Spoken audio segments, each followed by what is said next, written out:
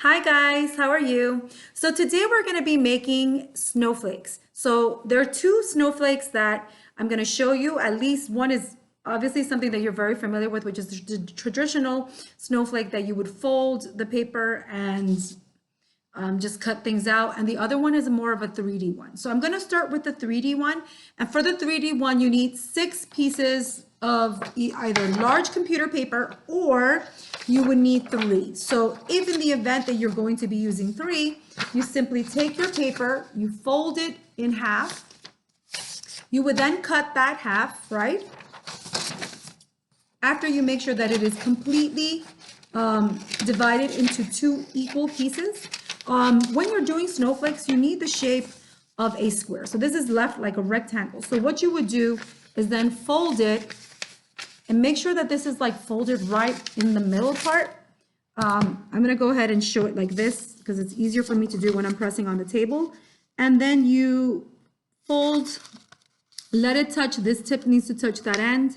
When you're sure that it's really, it cannot be overlapping, right? It has to be evenly done or as close to evenly done as possible. Then and only then do you press, right? And then you would then cut it off as this, just like this. And you would do that to all 6 pieces of paper. So I'm just gonna go ahead and do that.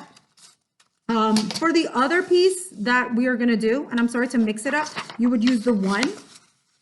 And I'm gonna just show you how it would be. So if you were doing a large one, which you can, you would fold it again. And once you have it, cut this to the same, so that it's an exact, and it comes out like a perfect square, right? So I'm doing that to my small pieces. I have 4 so far, and I'm just gonna go ahead and explain what would be the next step, right? You want to have, this one is not folded perfectly. So you see how that's kind of like on the side. You want to get that closer. So you want to make sure that you are pressing when it is completely made into a square. You want it to be, because we know that 2 triangles equal a square, right?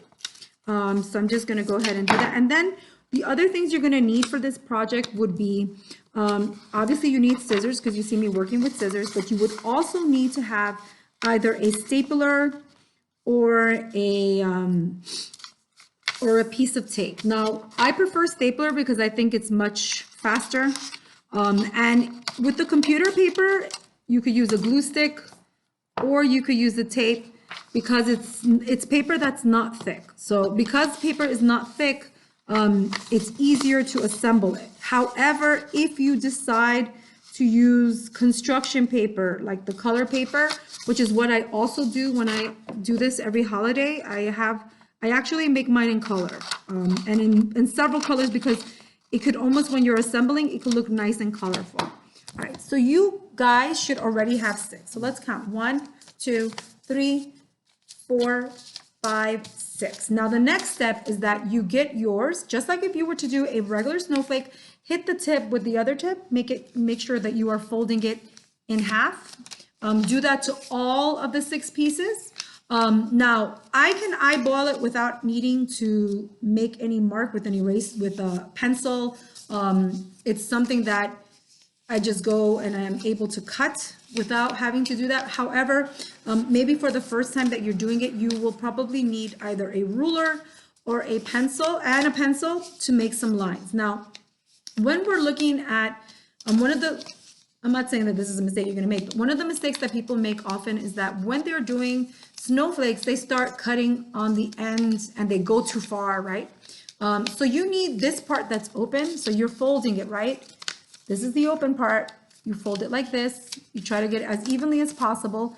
And you are making sure that when you're cutting, you're not cutting this way, right? You're not cutting perpendicular to the open area. You're going to cut parallel, right, to the open area. So I'm going to go ahead, get a ruler, and show you what I'm talking about.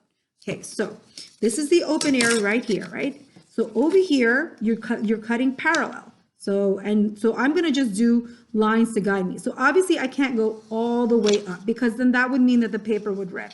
And I only need to do like 2 lines because this is a small one. I could even do 3, but I'm going to just do 2. I'm going to go ahead and do that to all of them. Remember, we are going parallel, right, to our open section. And we're trying to make all of them as close as possible in width, right? That's right here, so that it could be even. But if it's not even, it's not the end of the world, right? Now, I'm doing that to every single one of them. Again, you don't need to do that, but it makes it, it might make it easy for you. So I'm just gonna go ahead and do that. So the next step would be to get your scissors ready. Now you have all 6, right? You would now get your scissors, right? And where you see the line, you are cutting. Again, making sure, double checking that the open area is right there, and you just cut. So this is the line, and you are just cutting till you reach that section. You are not going all the way through, and you're gonna go ahead and do that for every single one of your 6 pieces, because you need at least 6 pieces for it to become this beautiful snowflake. And it's easy, it's fun, and it's very decorative. And if you use it with color paper, the benefit of doing it with the color paper is that you are going to be able to use it not just for the winter holidays. You can do something like this and decorate it for a birthday party, or even just to make your room look cooler. So I still have mine up in the living room, even though I took down my Christmas tree. And so it's just something that looks very festive when it's done in color paper. And obviously when it's white, it looks like something that is related to the winter holidays. I'm just gonna pause really quick, get that stapler going, and also maybe a glue stick so you can see how that's done as well. 1 second. Hi guys, okay, so I'm back. So now we are gonna open them up, and when you open it up, it looks like this, right? So it looks like it's not much, but it's like a square, and it looks like there's a diamond. So what you do with the first one is that you fold it, make it a little curve, right? Now you could either use a glue stick. The benefit of a glue stick is that you might have it at home, right? But the not benefit of the glue stick is that you're gonna have to wait for it to dry sometimes. So that's why I like the stapler. But if we were to do the glue stick, you just fold and put a little bit of glue on that end, then press, count maybe to 10, 1, 2, 3, 4, 5, 6, 7, 8, 9, 10. I got it. Now the key is for the other section over here, see how this is folded forward? The other one is on the, you turn the paper around and you are folding it the opposite way, curving it. Now this one I will do with a tape, right? Just so you can see that a tape can easily do it. And you would need a small piece. Now the tape will show more.